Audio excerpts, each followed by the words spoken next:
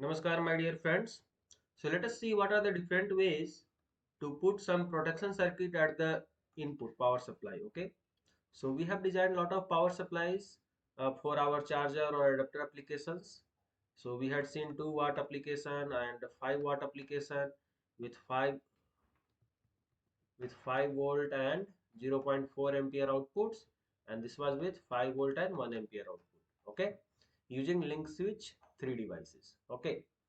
Now we'll just try to understand what are the different methods to put the protection circuit at the inputs. Okay. So as you can see, we have a circuit here. You have here RT. Okay. So RT is nothing but a NTC Inrush current limiter. Okay. So there is no, this is called NTC, means negative temperature coefficient resistors. Okay. So they are current limiters. So you can see, in addition to one fuse with 1 ampere, we have kept one NTC current limiter resistors. Okay. So either you can utilize one of the part number I have given here is from amphenol, which is 10 ohm and 25% with 1.7 ampere rating. Okay. Another one is from TDK. So this is also 10 ohm with 25%, 20% and 2 amperes rating. So this is very bit smaller package. Okay. So this is one of the method. Basically use one fuse and then use one inrush current limiter. Okay. So this is how you can save the for the spikes or transients at the power supply input, and then it will go through the bridge rectifier, and after that it will go through the filtering capacitors and bulk capacitors and all. Okay.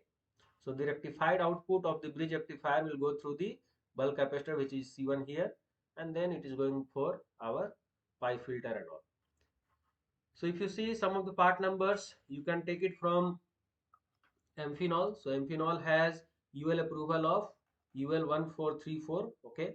And some of the applications you can see that it control of the inrush current in switching power supplies and fluorescent lamp as well, inverters and motors. So there are so many places where these NTCs can be utilized for safety purpose at the input.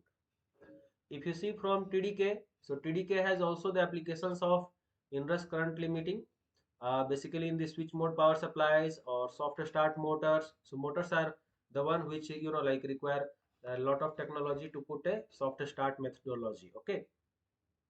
Because if you have spikes or something, so that time it will be very difficult for the motor to run properly.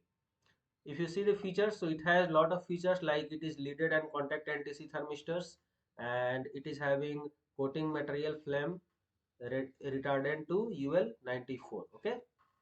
Then you can have the approval same way like UL1434, IEC, VDE, CQC. You have the part numbers also. So for any of the values like 4.7 ohm or 8 ohm or 10 ohm up to 120 ohm, the part numbers are available for the TDK parts. Now let us see another method how we can save the circuit at the power supply input. Okay. So let us say this is the power supply that we had designed. Okay. With a 5 volt and 1 ampere output. So this is going to be 5 watt power supply. Okay. For the charger and adapter applications. So if you see, we can save this particular circuit by using one flame proof fusible safety wire wound resistors. Okay. So these are the resistors which can directly be connected across the line input. So this is 8.2 ohm 1 watt capacity put here.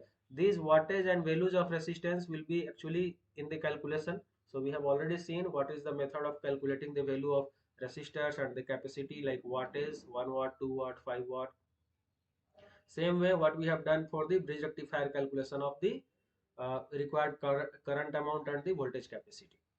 Now, in addition to the putting this wire on resistors, we must have a inrush voltage or a voltage spike suppressor. So for that purpose, we are going to utilize here MOVs, or this is called as varistor as well. Okay. So this is another method to put a protection at the power supply input. If you see some of the part numbers from Yagio, so Yagio is the one which I have used here right now.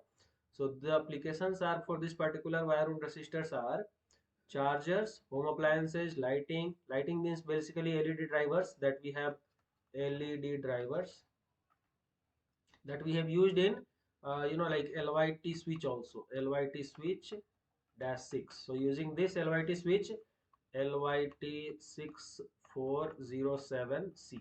So this was the part number that we had used for our 26 watt LED driver design. And even safety applications, this particular like flame proof wire wound resistors can be utilized. It has also some of the features like UL 1412 certification and all those things. And we have flame proof, that is UL-94V application. So the basic understanding is what are the different ways to put the safety at the power supply input so that it doesn't fail, right? So one will be putting wire wound resistors with MOVs. Another one can be one fuse with NTC current limiters. And in like little bit higher power supply little bit of higher wattage power supplies, you will see we have fuse and then bridge rectifier and everything goes right, and then there will be common mode like choke. Okay, so this is how common mode choke will be there, and then it will go to my bridge rectifier. And at the same time they will try to use here NTC.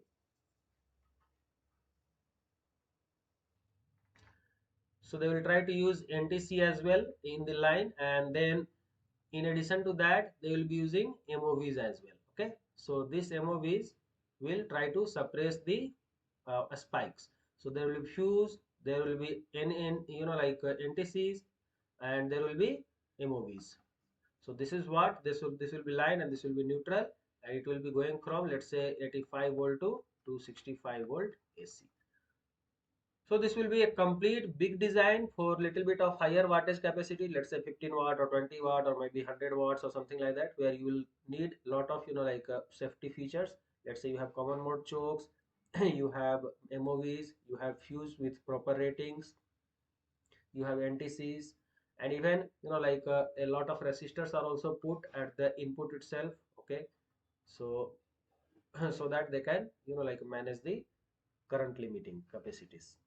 So hope you have understood a basic understanding of a simple design of what are the ways to put safety features at the power supply input. And if you do have any questions or any queries regarding this particular understanding, please let us know in the comment box and we shall be able to answer you out